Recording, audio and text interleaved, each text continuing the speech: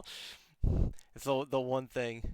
Um, and then yeah, I typically wait just a minute or two, let people kind of gather, because as you know, streaming yourself, the alerts don't always come through right as you start. So, um, Yeah, give me a sec. I'm also going to announce that. okay. Like, now I am live on my Discord. Let's go. Yes. Oh, Pog. Hello, welcome everybody. So how do you say, so it's Clara, and then how do you say the other name? It's ClaraSeufzer in German. Clara Seufzer. Zoysa? Seufzer. Zoysa. Okay, I'm gonna have to work on that. All right. By the my goal. Clara is perfectly fine. All right. By the Clara S is by the end of this, that's my goal is to be able to pronounce that. So you'd think being like I'd have ever picked up any German myself being German, but my biological father is German and I never met him, and so I just am German. I don't really I don't really speak it, unfortunately. I don't. I'm not fluent in anything but English, and I speak a little bit of Japanese from taking classes. But Oh, Japanese, nice. But um, did you learn any other language? Any other at school? Japanese, yeah, that's what. Japanese, you learned it at school. Okay, I see. Yeah, I took it. That Oh, was that's so cool. my course that I took in college. Took 2 years of Japanese, and it was a lot of fun. It was really interesting. It was. I think one of the most intriguing things about it was because you have, typically like Romance languages, so Spanish, French, Mm-hmm. anything based derivative of Latin, you're using the same alphabet. But I had to learn entirely new alphabets on top of, I mean, because you have hiragana, which is essentially they kind of call it like their juvenile. Like, I mean, it's the singular characters representing, so ah, so like ka, ki, ku, ko, ke, like one character representing one Yeah, phonetical yeah. pronunciation. And then they have kanji, which is one character representing like an entire word. Once you get to a certain point, you're pretty much expected to know kanji, and that's like where if you've ever read like a newspaper in Japanese or even looked at it, it looks like the matrix coding, right? Where it's just because they even read like top down, so it's right to left, top down. So You have to it's get used to it, right? yes, very much so. Yeah, So yeah. all right, well since we already have people coming in, thank you, Clara, for the shout out. Since we already have people coming in, we can go ahead and get started. So welcome everybody. We are now on the 42nd episode of the Yanni After Dark podcast. Have, as always, another amazing guest to join us today. We have Clara. Earlier on, I butchered the second part of the name. Um, but as always, we're going to take a moment, and as I always say, nobody can introduce themselves better than the guest. So, Clara, if you want to take just a moment to introduce yourself. Sure. Okay. Yeah. My name is Clara. Um, I'm German. Like, actually, I was born in Poland, but I grew up and I'm living in Germany. I'm a German Twitch streamer. I have been streaming Overwatch for 1 year now, and I enjoy doing this. I am part of a member of the Mushu clan, and I'm very excited to be here to speak to you, Yoni. As I've been always not always like I've been watching your podcast several times, but and do you know that like you know somebody, you know his voice, and you know what he looks like and everything, but when you actually speak to somebody for the very first time, it's something else. So it's like yeah, you get to know somebody in another way, and I'm looking forward to this interview and to what's going to happen. Yeah, because you get Basically, no idea. yeah, because you get live interactions and Yes. facial expressions and stuff like that that you normally don't get. Because even with streams, you can see somebody's face and voice and all that stuff, but there's still like a delay. And without hearing how somebody's saying something, you might react different to chat as you would to an actual conversation. So no, I totally get where you're coming from. Um, by the way, I appreciate. Hey, what's going on, Danger? How you doing, buddy? I Oh my appreciate golly. that. I don't know. I feel like every time that I see people's like room in their stream room, that I need to get more stuff in the background going on, because you have like lights and plants and vibrancy, and I have green carpet. Um, so I don't know. It's kind of, dang it. This is a lovely green Yeah, carpet. I appreciate it. Lovely green I just carpet. vacuumed it the other day. Um, and the foam roller in the background. I just now noticed that that's still there. Um, so we always kind of start this with a little bit of background information, and you were telling us about growing up in Poland and then moving to Germany. Um, what got you started in playing video games, though? Um, I've always been interested in playing video games, and this is kind of funny because I always thought that I'm kind of an um e-girl, as like all my friends when I grew up, all my friends they weren't interested in in computer games and everything, and I always had a Nintendo, a PlayStation, and everything. And so I was like the only one in the circle. When I compare myself to my friends back then, I was the only one who was interested in all these things. And but my Twitch chat just, yeah, I learned through my Twitch chat that I'm not a real e-girl. I didn't know so many things. Like, I don't know, like when they hear what kind of games I do not know, what kind of games I didn't play, and so that I wasn't used to the typical gamer language and everything. That was the time where I learned, okay, you are you are a normie. Like people would call me a normie and a boomer because I don't know all these things. And that was the time when I got to know that you are not a gamer. You are not a gamer. Like back then, people would call you a gamer because you had a PlayStation at home and Hmm. everything. And right now, you just learn that this is not enough to be a gamer, you know. But I'm fine with that.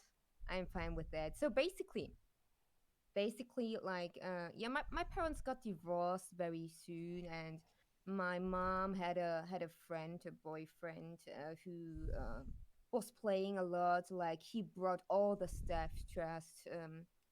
Um, he brought all the stuff home, like a Nintendo, PlayStation, and so I was so excited about it because I played with him so many hours. Like I do remember, like we were playing Secret of Mana Yeah. on Nintendo. Yeah, yeah, and yeah, it was my mom's boyfriend, but I was basically spending so many hours in the evening also playing with him these games instead of learning and doing stuff for school.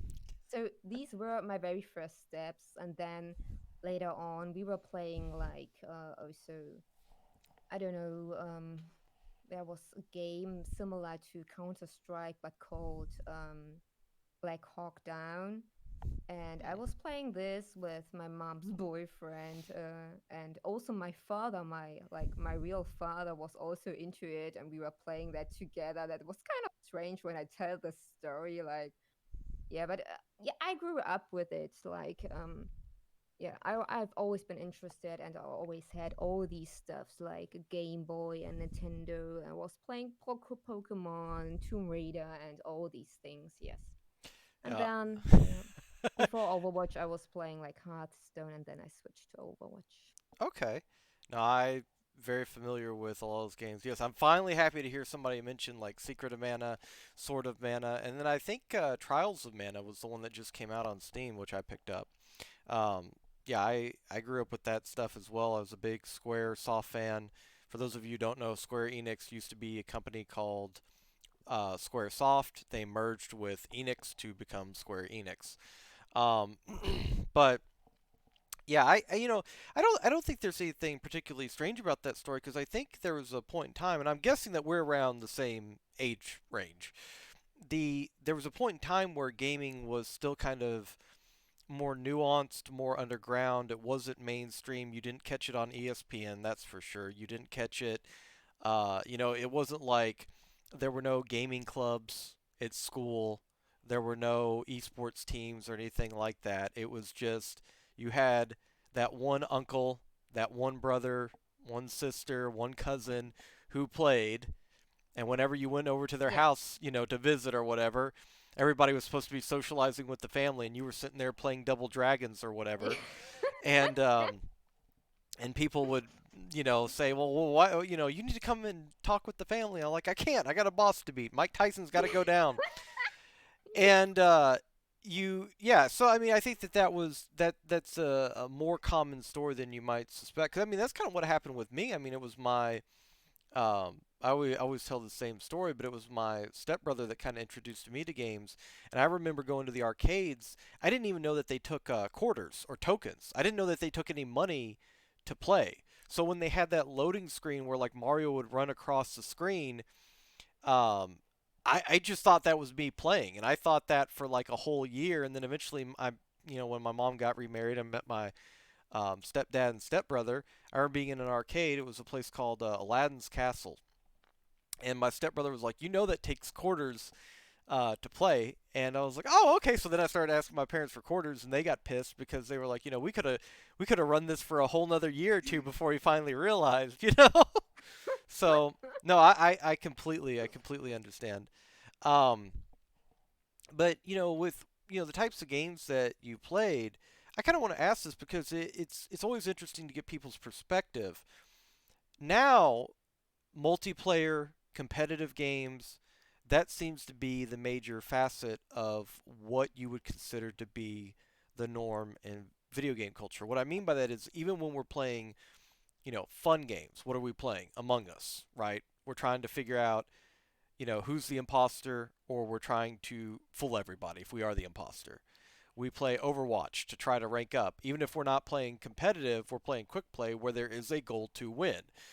But 20 years ago, we played games that had a linear story and, Secret of Mana. There was beginning, middle, end, just like you'd pick up Lord of the Rings or something like that. Mm. As somebody who's kind of, played games, back before competitive really took over, what's it been like kind of getting into competitive games, further on down into playing video games, I guess I should say? Um, it's not such a big deal for me. Like, I do enjoy that. I do enjoy that, like playing these competitive games, also because you can just play with others. Also, like I really enjoy to meet people and to play together. It's something else than playing a game just for your own and just for yourself. And yeah, but also, for example, like I do play competitive. In Overwatch, I don't like playing quick play, for example, but it has to be competitive. But still, like when I'm streaming, it's not about, for me, it's not about DSR and to climb in the rank, but it's more about having fun. And when I'm streaming and playing, uh, the chat is always number one. Like I would always keep an eye on the chat and rather talk to the chat and get also distracted than just focus on the play and the competitive play and trying to win. Um, so I've never been that deep into these competitive stuff. Like I do enjoy getting better and see also over a certain amount of time that uh, I did how do you call that? That I did improve. Yeah. Yeah, but like it's not the thing for me. Like I do enjoy being competitive, also play with or against my friends, uh, but it's not that important for me. So I do play that, but it's not everything um, I'm thinking of. Okay. I do want to ask though, because I mean, this is even something of personal note for me. I've said this before on my stream numerous times that when I'm playing a single player game, I can talk to chat all day long. When I'm playing a competitive game, I get so engrossed in the competitive game that sometimes uh, I fall short of what I would want to as a streamer, and I kind of ignore chat for the sake of trying to focus on the game. Yeah, Did you yeah. have to develop a balance with that, or is that something that just kind of came natural where you could? Because I noticed that some people just have a natural talent to be able to talk to chat while playing the game, and I can do Yeah. one or the other. Like I can't, It's not the good at same thing. multitasking. No, I'm not able to multitask Oh, as okay. well. Like I'm not able. I'm not able. And for me, it's very clear. Like it's always I get distracted and I pay attention to the chat and I would just forget about the game. But that this Diva bomb coming overhead. Hey, how's it going? yeah. I mean the chat is basically counting how often I just fell off the map because I was talking to the chat. Like they were like, we need a counter for that. How many times Huh. I would fade with Moira from the map and or getting pinned or anything just because I didn't pay attention. And I mean,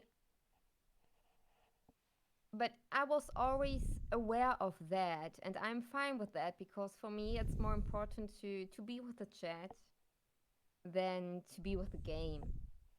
But it's something else when I'm playing for myself, like off stream.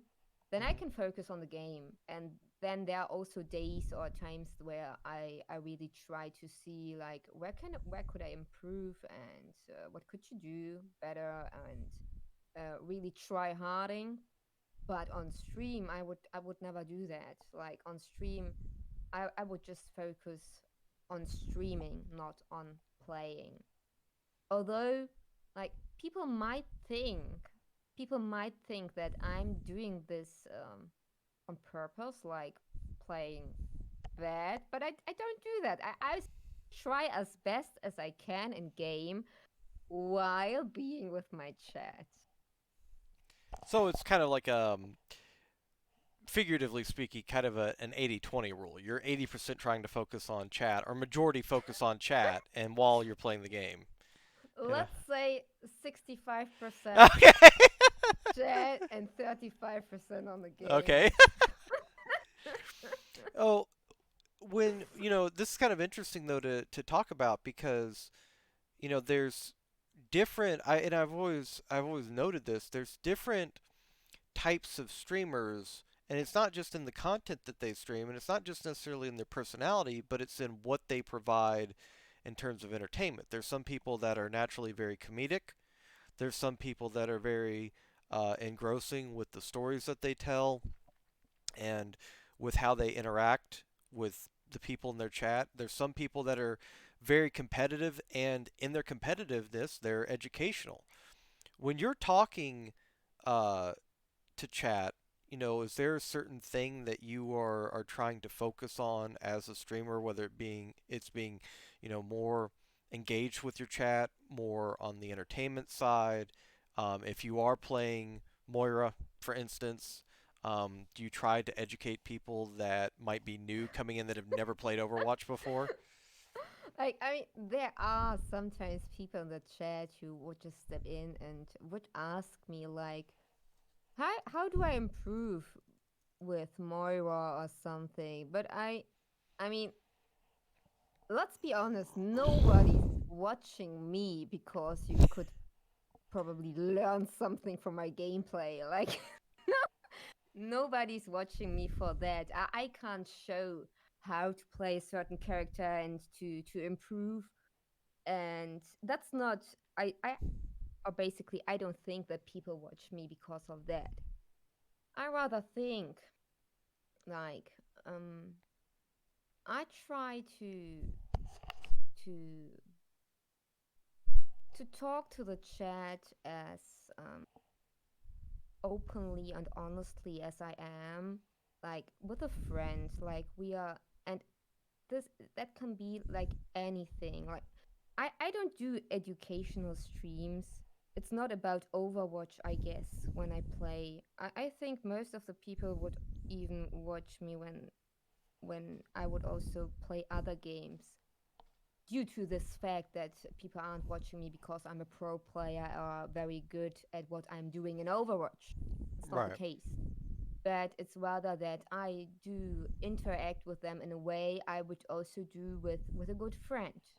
Like I try to listen, I try to respond to the questions or to what is going on in the chat, as I would do it also with my sister or with anybody. So Okay. I think it's more the personal thing, the thing that the chat can have with me as a person, not as a gamer. Do you think and we're not talking negatively, but one of the reasons for doing the podcast is to help people that don't have a whole lot of experience streaming, or they're just starting out, streaming themselves, kind of, getting some ideas and kind of brainstorming and stuff like that. And do you think that some people, when they're newer to streaming, because I try to do the same thing. I don't know how proficient I am at talking to chat just like they were a friend, but I always try to approach it that way. Not that they're a stranger that I've never met before, but that they're an old friend that I haven't seen in a while, especially if it's somebody new. But I've noticed that with a lot of newer streamers, right, you always hear about people either ignoring chat completely because they're not used to it, right? They're not used to looking over another monitor or looking at their phone. They're used to playing a game and that's it. And they don't even talk a lot of times because they're not used to internalizing what's going on in their head. They just play the game and sit in their chair. Mm. Um, but do you think that that's something that you've noticed with newer streamers, that when they're talking to chat, they're still a little distant sometimes, or do you think it's just a skill set that they have to learn at some point? I mean, I do see that. I do see that when I'm just on Twitch and just checking out some streamers, also some smaller streamers, and I would just type something in the chat, and it would take them like minutes until they noticed even that Right. somebody was typing in the chat. I'm also thinking like I feel it, like I lose interest Hmm. when I type to somebody in the chat and he's not going to respond to me. Um, why should I stay there, right? Um, but I mean, it's difficult. I mean, as I said, it's difficult to Very. pay attention to the chat and to keep playing, and especially with people who focus in the very first place on their gameplay. I do understand that it's really really hard to focus on the chat. Then that's also the point why I think yeah, like for me it was clear from the very beginning that when I start streaming, I do it for the stream. It's not because I want to play and I want people to see how amazing I am in this game, as I'm not. So uh, I think especially when people want to be a streamer and streaming, they will have to take into consideration that there's a chat they want to engage with, and they should do it then. Because if you don't like that, there's no need to stream in my Right. eyes.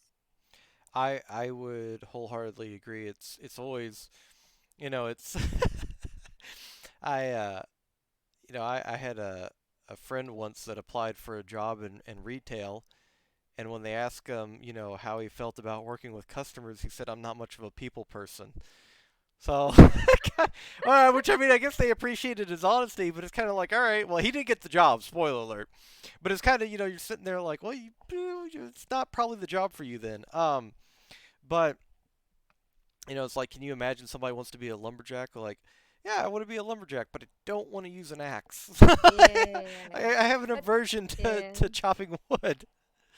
But Uh, as we're talking about these people who would like to start streaming, that's also this other extreme. I mean, I also see like I see people who start streaming and that are really really try harding, like doing everything they possibly have learned from any vids on YouTube or anything.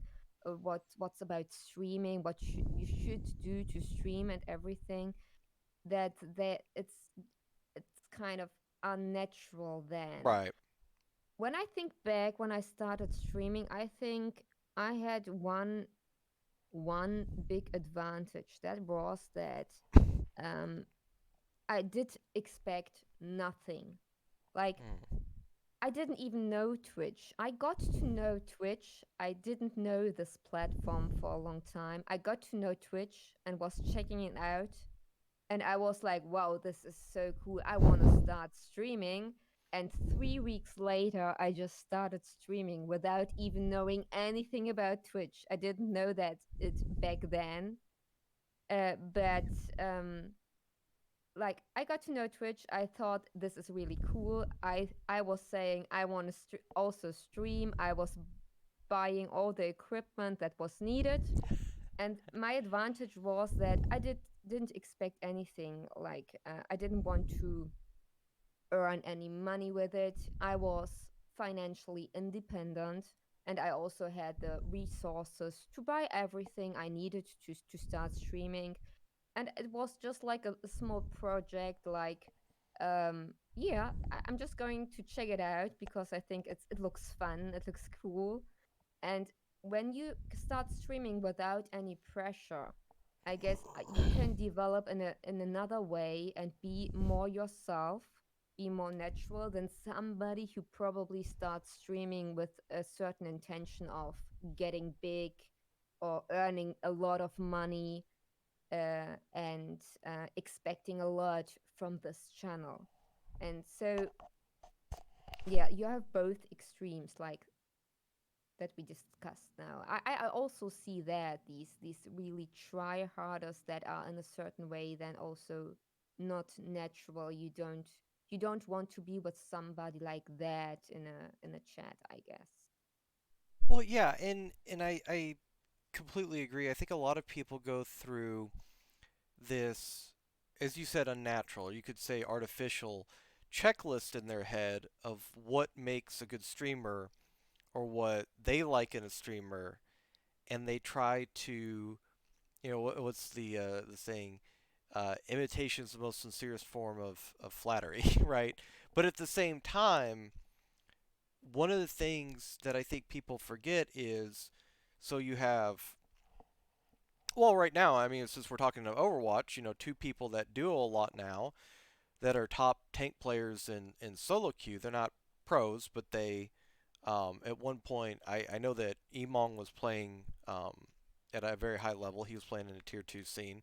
And Flats was, I'm trying to remember if Flats was an analyst or something like that for a professional team. He worked for an Overwatch League team, but I can't remember what it was he did.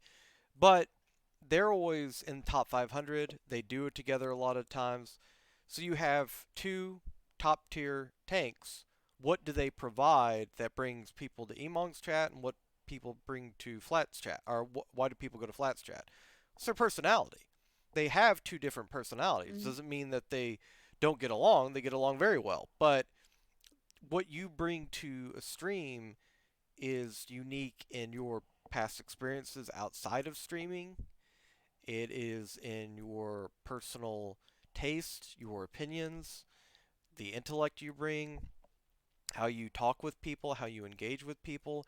And I always feel kind of bad when, which I think that's, it's a mistake that a lot of us make. And when I started to look, it's why I always try not to look too much, because I'm one of those people that when I, like, if I hear a song right before I go to play guitar or something, everything will come out like the song I just listened to.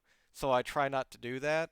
So I tried not to watch a whole lot of videos on when it came to streaming. I would watch stuff like, you know, what should you do as far as how to get like stream growth in terms of having a schedule, which I still don't have. One of these days I'll make it a point to. Um, but you know, having a schedule, playing games that are that you are passionate about, but that also aren't oversaturated, stuff like that. You know, and it's always a case by case basis.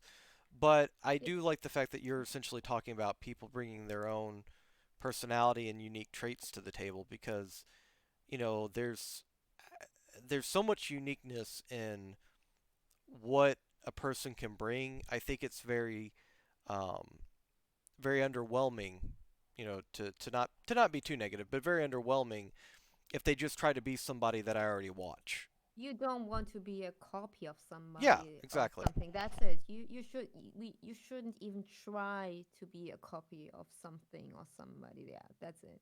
That's it. So with that being said, that kind of segues into a nice point.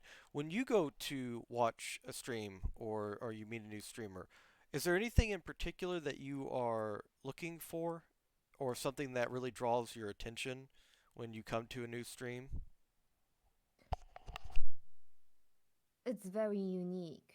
It's very unique. And I do admit that I don't watch many streams. I don't do that. Like, I'm not the typical Twitch user, as I mean, I know this platform for maybe 14 months now, and I have I've more experiences with Twitch in terms of being a streamer than being a user and watching it.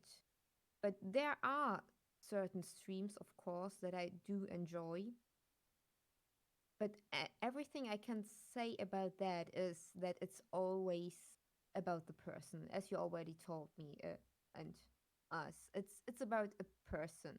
Like um, there's there's something unique about somebody that I enjoy, like I don't know, for example, Queen Bia, she doesn't even stream at the cam, but I just love her voice. I love how she's interacting with her chat. I love the vibes, the positive vibes she's spreading, and I just enjoy lurking in her stream and having her in the background and listening to her voice. And beside that, learn maybe something about the Mercy gameplay or anything. So, but basically, it's not about the game or something, but it's something specific about the streamer himself or herself. When you know when it comes to, because you mentioned that you know you were more a streamer than you were a Twitch lurker or you say Yeah, as a user, yeah, and I kind of had the opposite experience where I spent years on Twitch and then yeah. eventually was like I like to joke that I was coerced into it. Like people were like, "Hey, you should stream." I was like, I shouldn't," and they they eventually talked me into it, and I had such a blast that I continued doing it, and of course I love it now. But with streaming, have you always like to ask this question? Were you more of a an introverted person growing up, or more extroverted? Like, did you have more of an outgoing personality, or were you more like reserved? Or because it's always interesting how streaming kind of interacts with somebody's background like that. Yeah, I've always been outgoing. Have always been extroverted. Like, I like talking. I like making friends. I'm not shy, and I think that's also um, I wanted to say this is an advantage, but let me think. Like, because I know certain streamers that were basically saying that normally they are very shy and introverted. And you wouldn't have expected that because, I mean, I have, there's also another German Twitch streamer, a female Twitch streamer, that I really like. We're friends. We're friends. um, 70 I can say that. And I mean, she has a lot of viewers that are watching her, and she's doing this really good. I enjoy her streams. She's lovely. She's talking with the chat. She's doing it in a way where you really see like, wow, she is managing all this really, really good. But when you get to know her better, you would just learn that in reality she's more introverted, and you don't see that on stream. And so I feel like, me personally, uh, I take it as an advantage because I was never afraid of streaming. I have never been shy, and excited of uh, I was excited about the idea to stream and to chat and to talk and to play and everything. I think that might help you. But also, I think I know that streaming could also help other people to overcome certain fears, and to grow. What was your question again? No, no, no. It was talking about introvertedness versus extrovertedness, but Oh yeah, yeah, I yeah, completely agree. I think that yeah. whenever and people should be as open as they want to be and be as closed as you want to be. If somebody says, hey, tell us about your life story, you're not obligated in any way, shape, or form, whether you are in chat, whether you are, the streamer, whether you're in Discord, whether you're in Twitch, it doesn't matter. You are not obligated under any circumstance to tell people anything more than you're comfortable. With that being said, I always think that in a way, one of the beauties of Twitch is that if somebody comes and say, "Hey, listen, you all like being in chat, you like being in this community. Here's some things about myself you might not know, like I'm typically more reserved, Mm, shy, and not to bring down the conversation, but if a lot of people I know on Twitch, both streamers and non-streamers, have a lot going on with anxiety, mm. depression, mental health Yes, concerns, yes, yes, yes. and to say, hey, listen, you're not alone in this. You think that everything, because I come in front of a camera and I'm smiling and I'm jovial, and I typically am, but I struggle with issues too. I think Mm, that that becomes more not just relatable from a streamer chat standpoint. I think it becomes more relatable in helping people gain confidence to maybe either A, stream themselves, or B, to realize, like, look, this person that I connect with, they go through stuff too. Because, when you have, you know, people you see in movies, and I mean, you'll read an article about them, but you can never ask them questions about it. You can never have a conversation. You can never really relate to their experiences in so much as they might come out and say, like, hey, I suffer from depression or something. Or I've been dealing with a chronic autoimmune disease. And, that is I think that for some people, it's comforting to know that they're not the only one going through that. But it kind of ends and begins with this paragraph that you read about or this tweet that you read about, as opposed to being able to go to a stream and have a conversation with somebody about, oh, you're going through this, I'm going through this as well.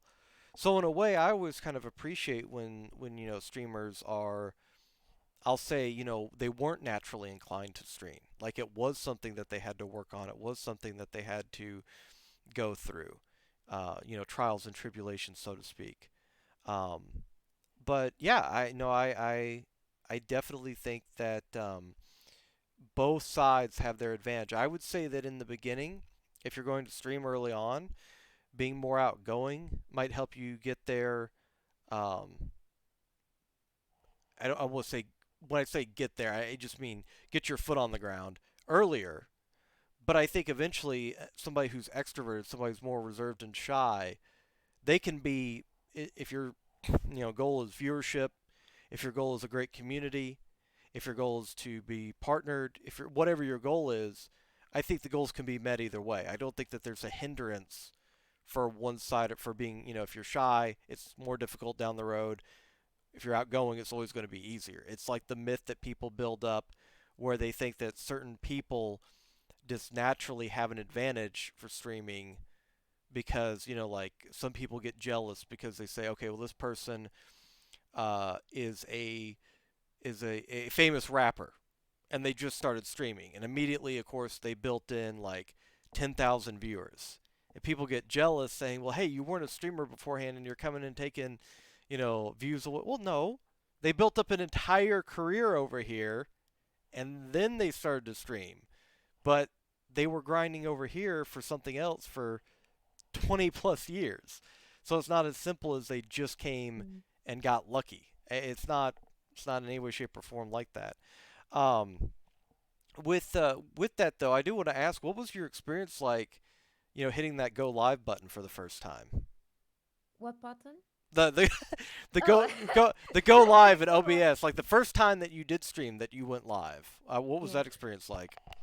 Um, I'm gonna tell you about that, but may I add one thing that I was thinking of when you were talking the last during the last minute? May I add something to that, Sure, go ahead. Johnny? Absolutely. Yeah. I just wanted to add that thing that you were saying, I think it's not a potential that is about Twitch, but also about interacting online on the internet. Like I also made the experience that you get to know people in a completely other way when you talk to them online than face to face. And there's nothing that can say that face to face interaction is better than an interaction you would do online. Because I also think like people who might suffer from anxiety or anything, they are able to be more open um, when they are talking to somebody in a chat or also in Discord in a call. And I really do appreciate this fact that you might get to know people or even help people in a completely other way when they would when you get access to them or to another aspect of their personality when you are talking to them in a chat, for example, than from face to face. And I think this is I'm just thinking of that because many people from my family or from my real life friends, as you would say, they are like, I mean, I've been streaming now for 1 year, right? And I got to know so many people online, and I am also spending a lot of time with people online, and uh, a consequence is that I've not been spending that much time anymore with certain people in real life. And when you start explaining to them like what you are doing, like I'm streaming, I'm playing games, people are watching me, and I'm also spending time with them off stream and talking, they would be like, okay, but don't you do need like a social life? And I would be like, this is a social life. It's another quality, but it is still a social life, you know? For Yeah. 2 months, Mama Yan, I had to convince her that you all were real people.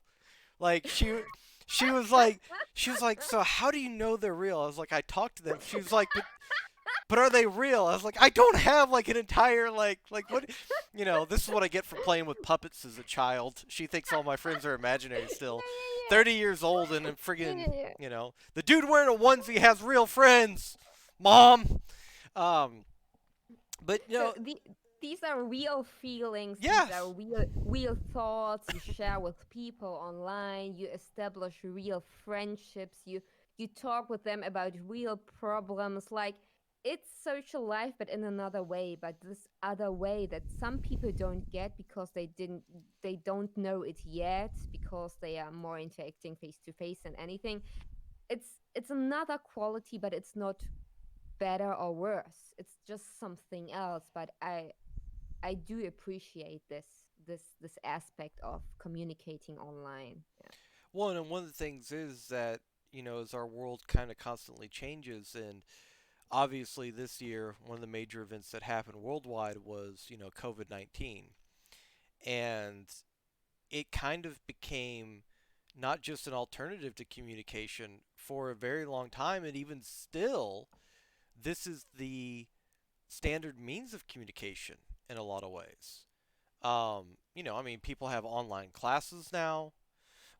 They, it's still, uh, in some cases, too Yeah. risky to go out to movie Yeah. theaters, to go out to Yeah. restaurants, and all that stuff. So a lot of the interaction is happening online. Um, but I think that I want to add two things. One, I always when people say, because I know exactly what you're talking about with real friends. I always when people say like, oh well, IRL, well this is IRL unless you've completely you know you're living like a James Bond double life and you've completely made up everything about your online existence, which I don't believe the typical person does. Um, this is real life. It is. If you It have is. a health issue, you don't stop having a health issue because you get on the computer. If you Yeah. have um, uh, trouble at work, you don't stop having trouble at work because you got on the computer. So this is definitely real life, and I think that that helps people to kind of relate, but also to know that they matter. Because I've noticed more and more with communities and with chats that, especially with smaller communities and chats, and I don't use that. Some people think that to say a smaller streamer, smaller community is derogatory. No, it just means that objectively the number isn't exceedingly large.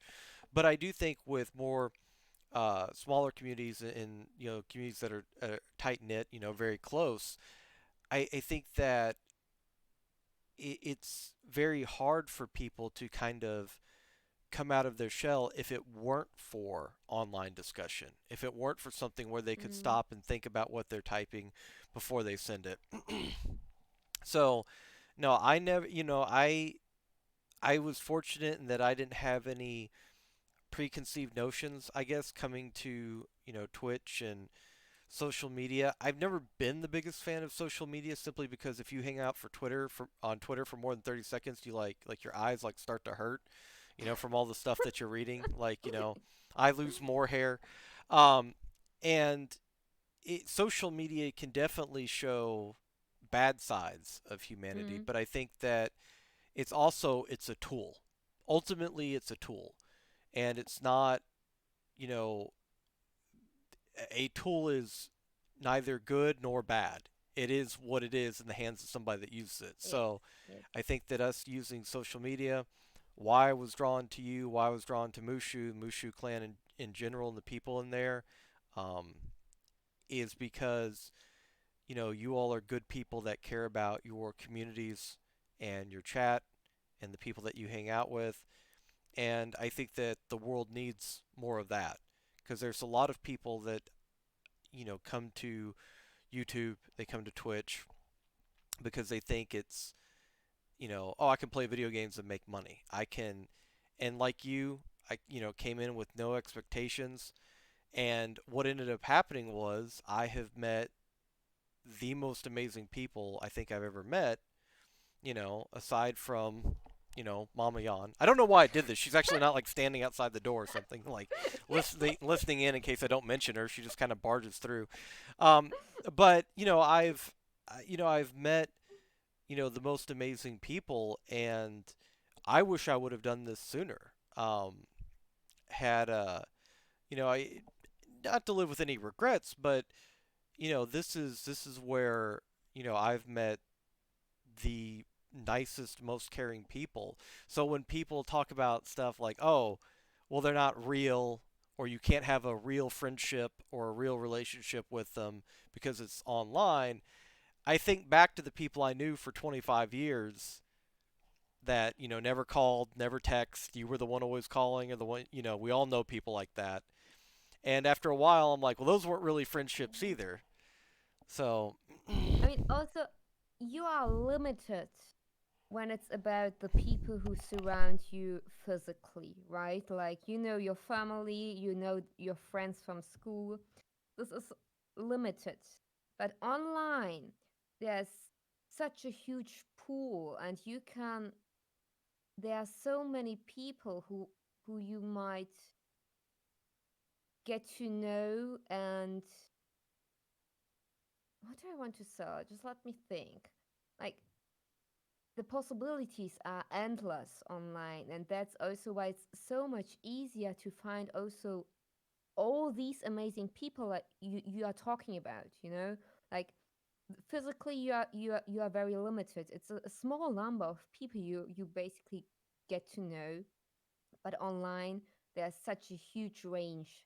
There are so many possibilities to experience, to get to know different communities or people, and that's why it's also kind of easy to find somebody who just fits you as a person.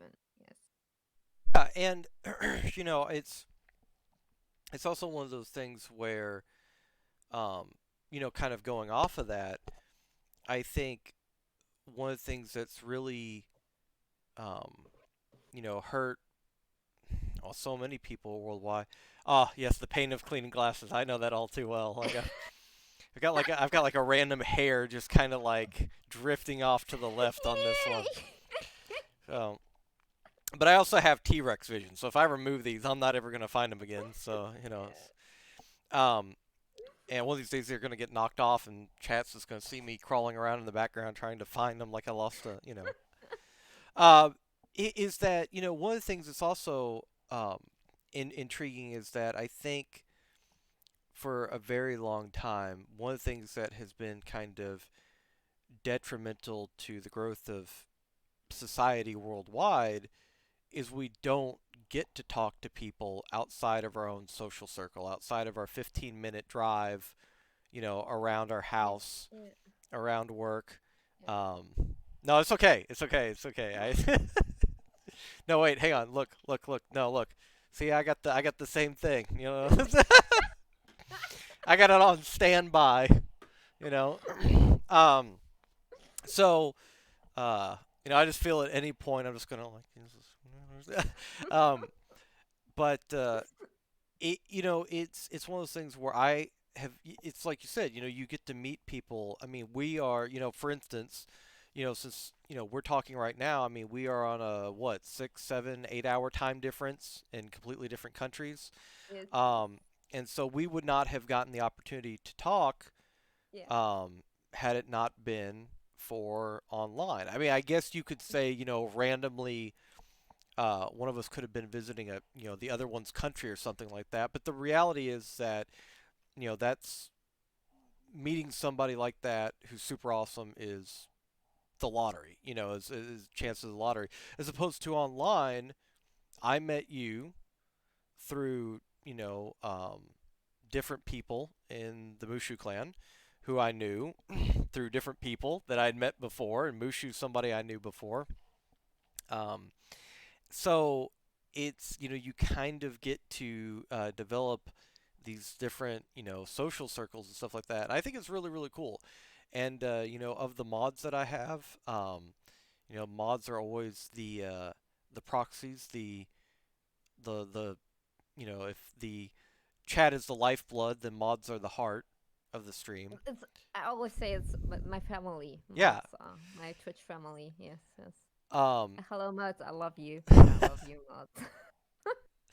so Well done, mods. Yes. same. Um, and it's one of those things where my mods are one's from, if I remember correctly, one's from California. I know one's from Saudi Arabia.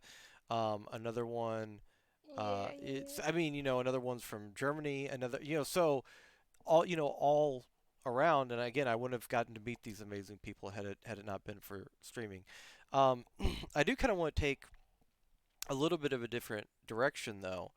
One of the things that I always think is important, especially for people who stream pretty consistently as well, is we know, and for those who haven't streamed, if you do try streaming, there's a reason that you see professional streamers who do this for a living taking off, sometime for a couple of weeks. Sometimes they change their schedule and they were streaming 7 days a week and now they're only streaming four. It does become very mentally taxing. Even more so than physically, it becomes mentally taxing. It wears on you, and not that it's not anything to do with that it becomes boring or that it's so hard to talk to people, but just to have yourself in the moment and focused on any level, whether you're playing a game or talking to chat. If you do that 8 hours at a time, it becomes, it becomes very arduous. How do you kind of, clear your thoughts, reset yourself between streams? How have you kind of learned how to do that? Mm, let me think. He says as you pour a glass of wine. So,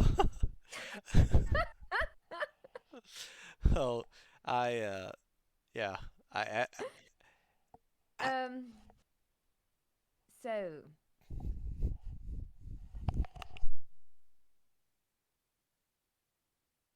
basically,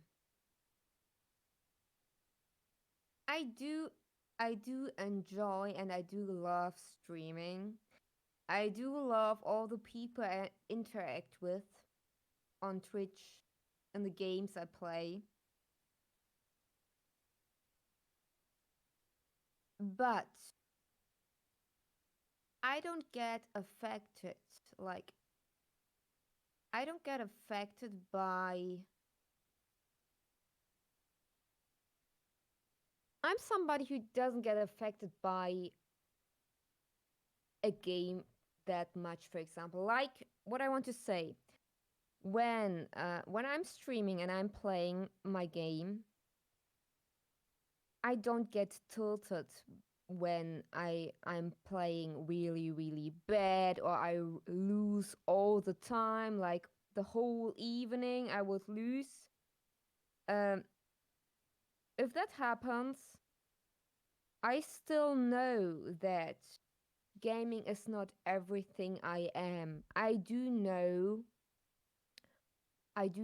what I can.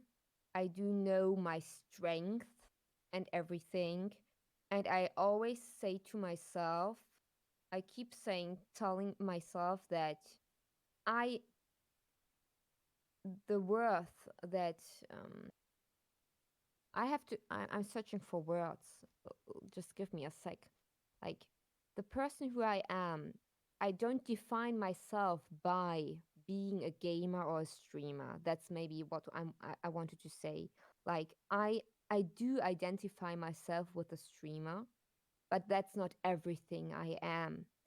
There's so much more. There's so much more that maybe also the chat doesn't know or doesn't see. And I do enjoy all this, but it's not everything I am. So I always keep in mind that even when a game is bad or a stream didn't went well, that doesn't mean like everything. Like, there's so much more in the background that does define me as a person. And I think also that this mindset might be an advantage for somebody. Like, as I already told, I'm not streaming because I'm an amazing player and gamer in this game I'm streaming, but because I enjoy streaming and interacting with people and everything. But still, I have many things outside the stream that I'm thinking of, that or many things um many things that I'm able to do that are not part of the stream. Like, I think you you just shouldn't make your stream everything that's going to be in your life. It shouldn't be like everything, but you can take all the advantages and profit from streaming, for sure. But if it's not going well, it shouldn't just take you down. It shouldn't just give you the feeling that you aren't worth anything. Yeah, like, a streamer that is streaming is not worth as much as the number of viewers that you have, for example. Do you get what I mean? Yeah, it And even if I have a bad day during the stream, during my games, I have the I am able to see that I am not the stream. The stream is a part of me, a big part, a huge part, and I love it. But still, I am also something else. I'm not just the stream. I do have many other qualities that I know about, and you should be aware of that. Like every single person should be aware of that. That you shouldn't judge yourself by what the stream might be, the chat might be saying, what certain people might be saying. I mean, I am playing. Sometimes I'm playing so bad that the whole chat would be like, "Clara, you are so lost and you aren't able to do anything." Like, if I would be, it's not about you should. I don't want to say you shouldn't listen to your chat. It's not about that, but you should be aware of that. The fact that this is not everything that makes a person. right. Boy, if I listened to chat about my gameplay, I'd never play Reinhardt again. Um, no, I completely understand what you're saying. I mean, essentially, it's you have to have a life outside of streaming. Um, you have to go and enjoy stuff, go for walks, still, um, you know, turn off the computer, read a book. I mean, you have to have stuff going on outside. And I think that's true of most things in life. If you take something like exercise, exercise is good for you. But if you're working out 3 times a day, 7 days a week, it goes from being healthy to being an unhealthy obsession almost. Yes. To where you're not doing something that's sustainable. I mean, I know that from personal experience, but given my background, what I used to do, but it's not something that the average person can sustain, and you will, again, saying this from personal experience, you will burn yourself out. Um, no, I think that what you said is something that I completely agree with, and I do understand what you're talking about. You can't, tie your. It's no different than having a bad day at work, or or having a friendship that doesn't work out, having a relationship that doesn't work out. Um, one, missed bill or something like that. Like none of these moments define, um, you know, oh,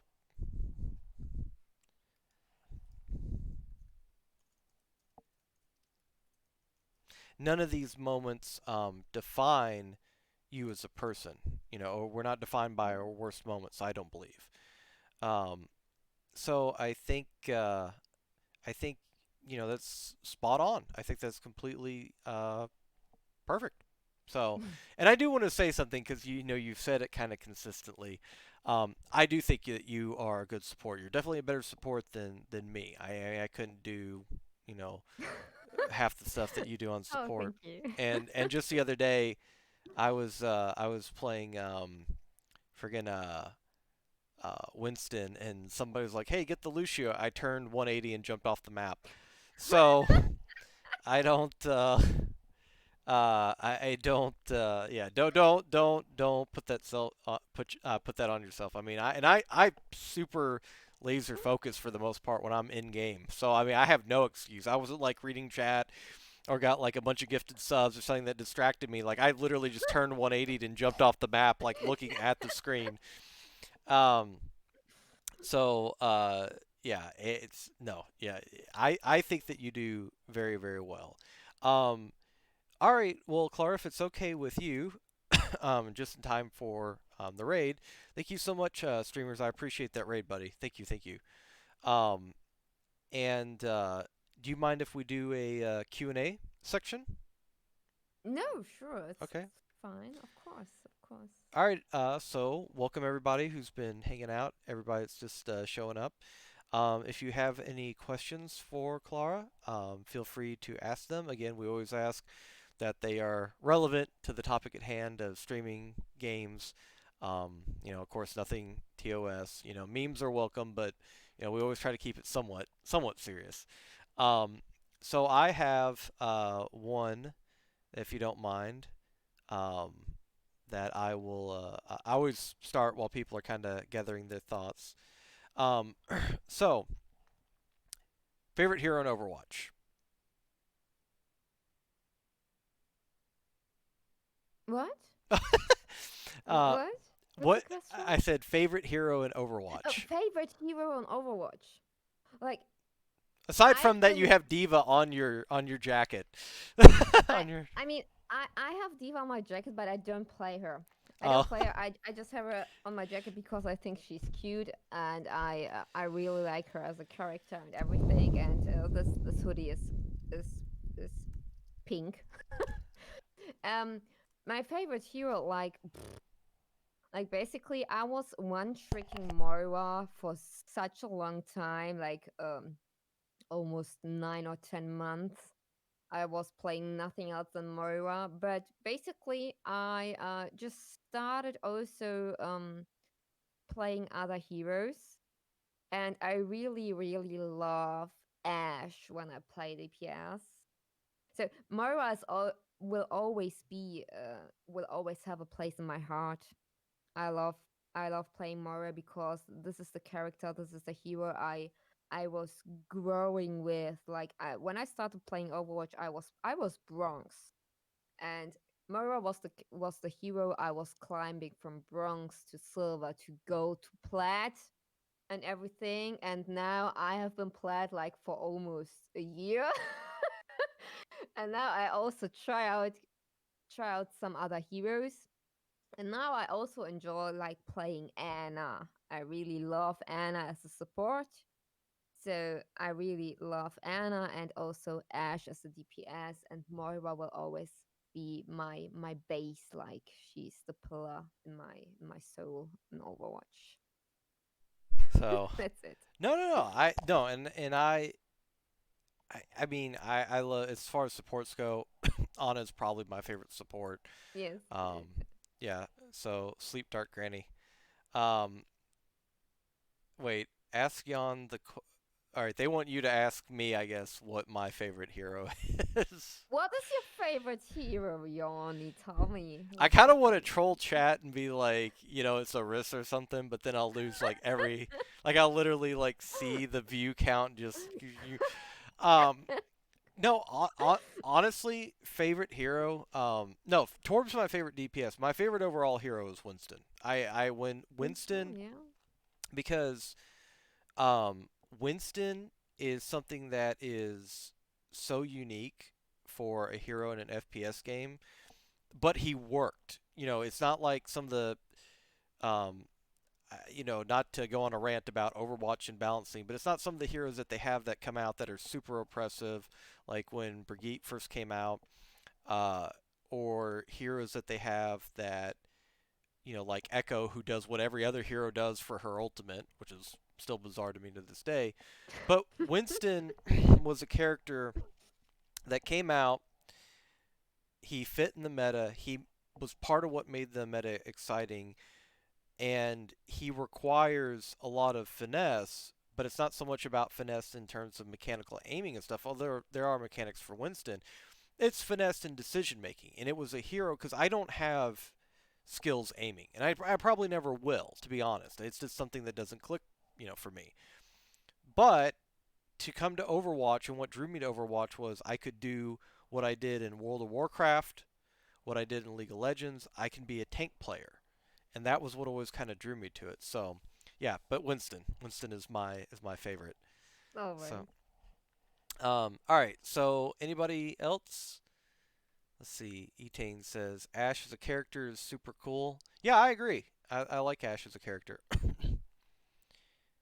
I just think that they need to figure out whether they want to make her a sniper or mid range or because she's too strong at like too many different levels where you would play her. Let's see.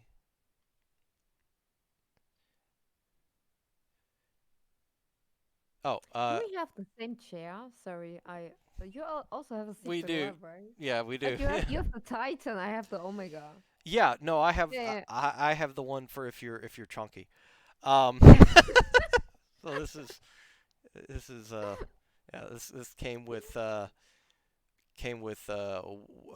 weight restrictions and what else? Oh yeah, safety bars. So I don't like, you know. Yeah. So how do you like your gaming chair? This is definitely not an advertisement now. Sorry. Is oh so this is oh that's funny. Like we just talked about it. Uh, the question is, Dragoon, how do you like your chair? I love my chair. Like I have been playing. Uh, the chair I had before this one was wait. I had this chair. You know, I had this chair. It's it's a chair you can have like when you're working a lot at your desk. This will this will make you to take a position that is healthy, you know? Like you can move like that and still you would sit in a way that's healthy for your back. But this is not this might be good. Like when you're playing and gaming, you don't want to sit on that. And that's the reason why I got this chair. And I love this chair especially for this pillow. Like everything this chair is about this pillow with what is this called? Memory foam? Yeah, yeah, yeah, Do you call yeah, it like that? yeah. Memory I foam. really love this pillow, and you can just take it, put it behind your back like that, and you will find the perfect position to play and to stream. So yeah, I do recommend this chair and I love it. And this is a good chair. I it was it was yes, Etane. She is or she lives in Germany from Poland. If you don't mind me asking though, actually, kind of going off of what Etane said, did you learn English in school? Yeah. Okay. So I was born in Poland and I moved to Germany when I was 1 year old. So I consider German as my mother language. But still I'm speaking with my father and with my family I speak Polish. And at school I learned English and French. So yeah, You speak Polish, French, English, German. and Yes. German. Holy crap! I barely speak English, and I grew up in America. Holy crap! Okay. Um. So that no, that's friggin' awesome. Uh, four more than y'all. Yeah, exactly right. Yeah. I speak in grunts. Like it's like finger painting on the walls that I try. Uh, oh, um, by the way, too, because I know that you have people in your chat. If anybody in your chat also wants to ask a question, they are more than welcome to as well. I don't So, want. Chad, is there any question you want to ask, Chad? I mean, it's not like you are not able to ask me whenever you want to, but especially now I'm very open, and you see that I'm going to answer almost every question you're going to ask. So, So wait, do you like pineapple on pizza? oh Lord, No, no, I, I do not like pineapple on pizza. No, no. But I like the pineapple as a fruit. I think it's beautiful, but I don't like the taste. Etain has swear to everything, Oli. Etain is my emote artist, and speaking of chairs, Etain might actually have the greatest chair in the world. It is an old office chair that sounds like it is falling apart from rust. Every time he moves, you can hear in the mic. So Okay, I have never okay. seen anything like it. Etain is a Hanzo god. He is a I think he peaked like 4.4K, close to 4.5K. But I swear the man plays in a wooden shed and has a rusted chair. I've never seen anything like it in my life. Like his mouse is like basically I don't know, is I just imagine he's got one of those mice that has like the ball that you have to like actually take out and like wash with like the Q-tip and the soapy water still. I'm sponsored by Home Depot Gaming. Okay, Etane. Dang it. Um, I have a question though. Something I've been wanting to ask too. What brought about the idea for the chalkboard behind? Um, like basically when we started, it was right. Let me think. Like in the beginning, I had for the when I started streaming, a few months later, they introduced the channel points, right? They introduced the channel points, and I had as a request like you can request a message I'm going to write down on a sticky note and just stick it on the table, stick it somewhere in the background.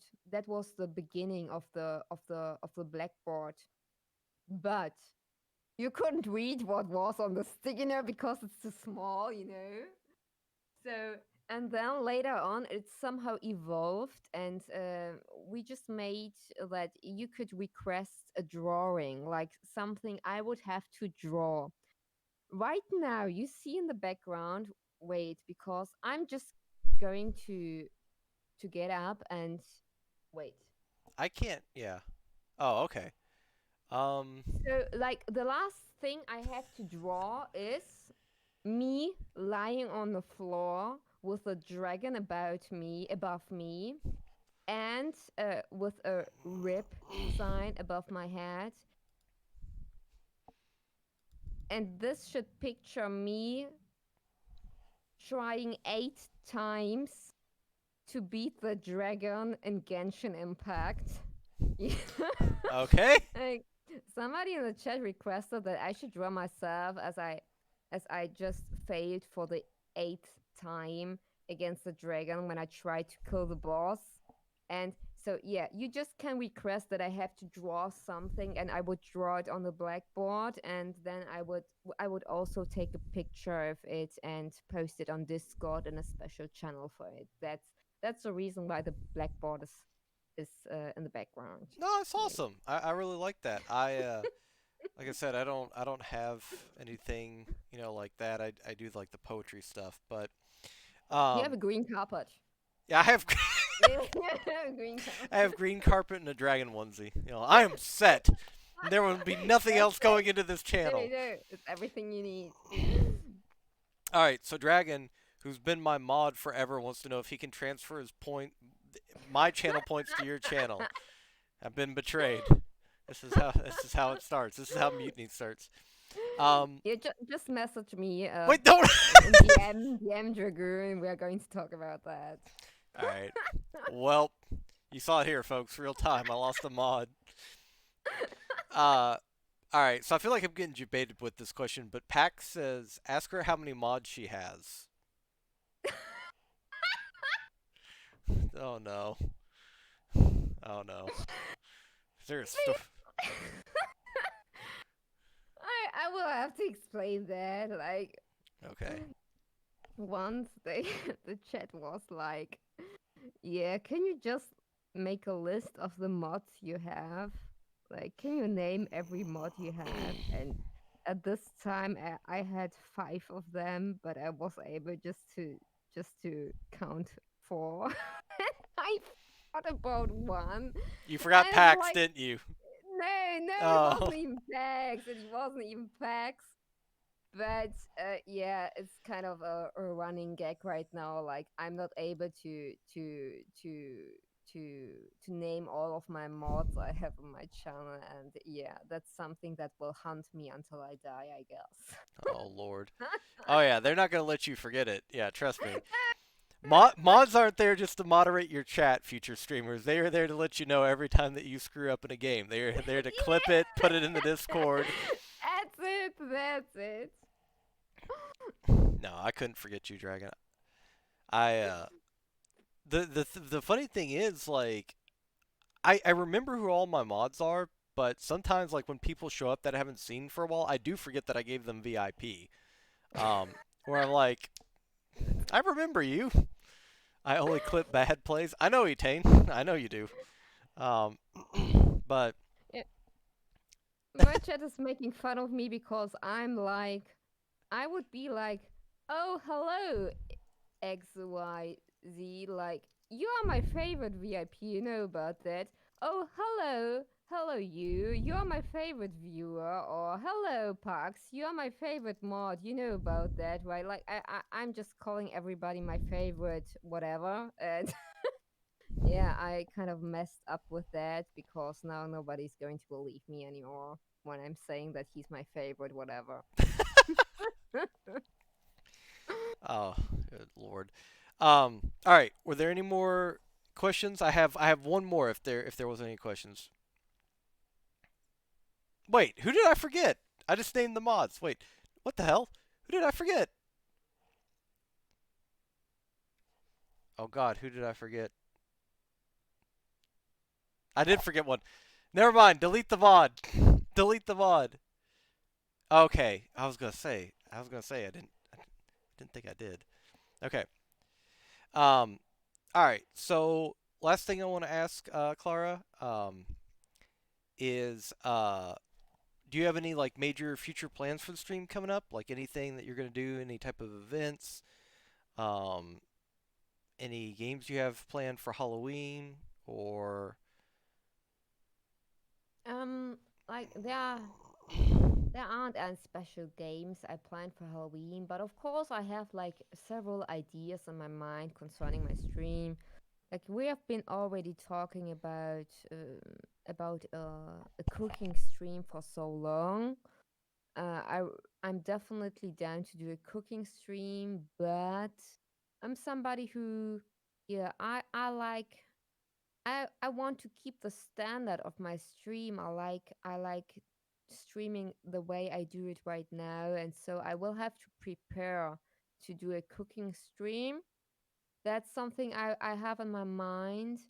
Yeah, and also like yeah, I have been streaming Overwatch for so long and almost exclusively Overwatch, but now I'm on the point where I say, yeah, I could also try other things. Like I'm streaming also Among Us right now, or I started with Genshin Impact, or several other types of games.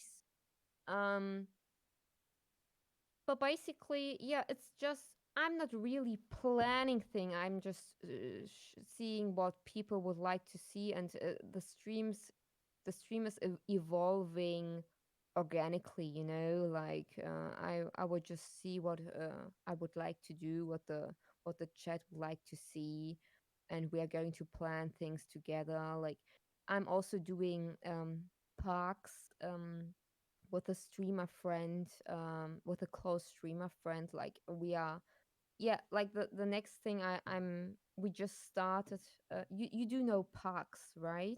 Do you know parks? mm-hmm. Like when there's a website and you can just create two teams on Overwatch. Like you decide two leaders and people might queue, and the two leaders are going to choose their teams. Yeah. And this yeah this is called parks. And I just started a project with a close streamer friend, and we are like yeah, we are going to do a PAX event every Sunday, Oh, and we are cool. going to yeah, and it's like we are going to do it on one Sunday on my stream, the next Sunday on her stream, and I like to connect with people and to work with them and to try out new things, and also like show to people that, I mean, in my opinion, like streamers should see each other as colleagues and not as, what do you call Competitors. it, competitors. Yeah, that's it, that's it. And I really enjoy connecting with people and see what you can create together for the community. Yeah, so I'm very open for different things in the future.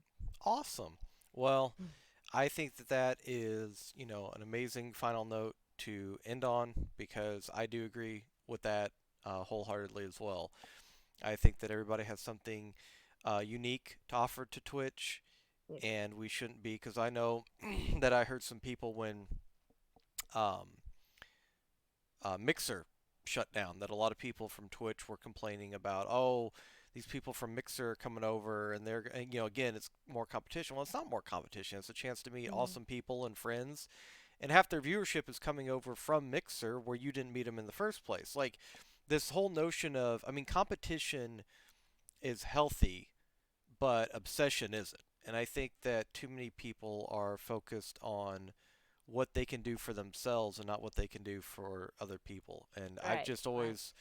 I've just always thought that you can get even further in life. I mean, there are people that are, you know, they're solely focused on themselves and they do become successful, but I always thought that you could have just as much if not more success helping others and in being compassionate and keeping other That's people in it. mind. And it's more fun. It's Yeah, also more fun. yeah, it's a much more rewarding life. I feel. Right, right. Um, so yeah, this has been another amazing interview to add to the growing list. So everybody, one more shout out for Clara. If you hadn't had a chance to go check out her stream, please go drop a follow, hang out in her chat. She is an amazing person, one of the coolest people that I've met here recently, and I appreciate more than anything how supportive she's been of this channel, and me as well. She's been unbelievably gracious with host raids and just hanging out and talking with us. So again, Clara, thank you so much. This was awesome. And are you gonna keep streaming? Yeah, I'm Okay, gonna keep streaming. I'm gonna keep streaming. And Yanni, thank you. I really enjoyed this interview. It was so much awesome. fun. Well, Really. I I'm glad. enjoyed it. So everybody, we're gonna have another interview here in just a little bit with Parker, aka Walk on My Sock. A lot of you might know him from the Mushu Clan as well. Um, and he is an absolutely incredible person. Danger, thank you so much for the subs. I really, really appreciate it, buddy. Thank you, thank you.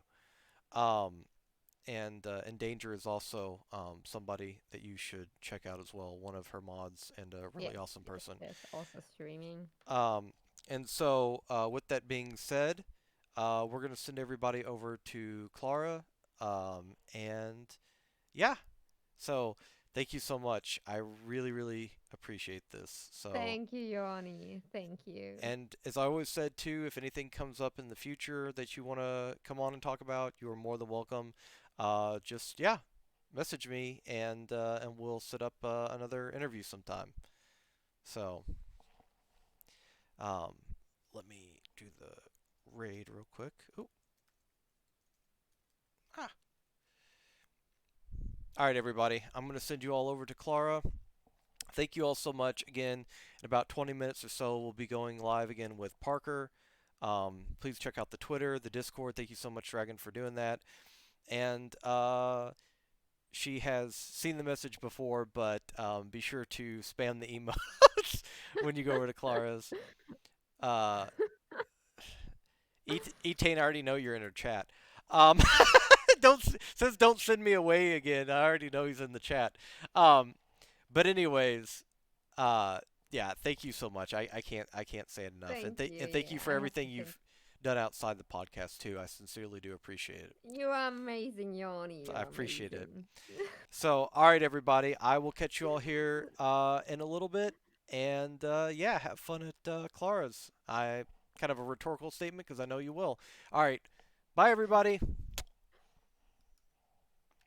Bye, Yoni. Bye Thank you, bye. thank you so much again. I really appreciate it. And Yeah, me too. you have a wonderful rest of the stream. And I'll hang out as long as I can and until I got to do the other interview. So thank you so much Thank you, again. thank you. So Bye bye, Yoni. bye.